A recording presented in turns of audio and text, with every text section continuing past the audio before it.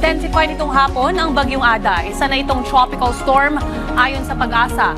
Babala pa ng Pag-asa patuloy ang mabigat na pagulan bukas, particular sa Hilaga at Silangan ng Samar, Catanduanes, Albay at Sorsogon. Posibleng umabot sa 200 mm ang busong ulan sa loob ng 25-hour or 24-hour period.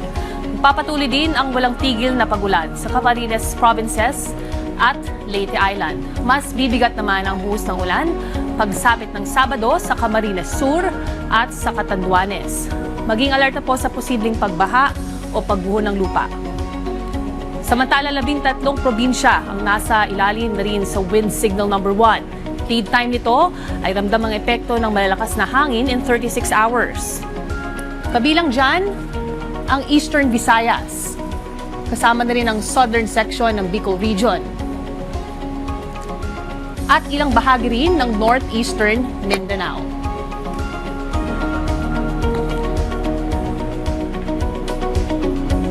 Umabot na sa 65 km per hour ang bitbit na hangin ng Tropical Storm Ada at may pagbugso itong maabot sa 80 km per hour. Huling namataan ang sentro ng bagyo sa layo na 400 kilometers silangan ng Surigao City sa Surigao del Norte at mabagal ito sa 15 km per hour pa northwestward ang galaw nito.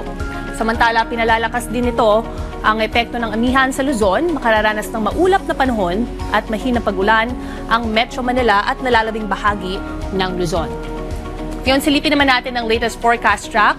Palihis pa rin ang track nito pero bukas ay lalapit na yan sa Eastern Visayas at sa araw ng Sabado, pinakamalapit ito sa kalupaan, particular sa Camarines Provinces at Catanduanes.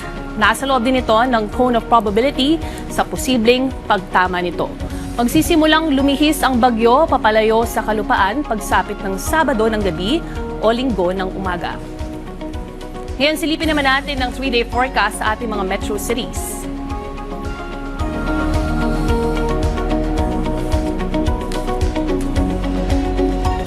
Keep safe at stay dry. Laging tandaan may tamang oras para sa bawat Pilipino.